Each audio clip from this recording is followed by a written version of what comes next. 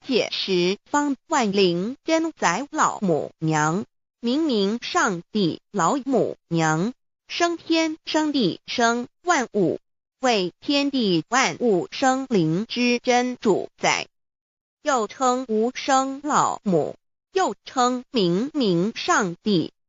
上帝当知道，我们所敬奉的真神，就是四书五经所说的上帝。这真神两个字和上帝两个字，音虽不同，意思却是一样。就如大雅所说的鹰之谓丧尸，克配上帝。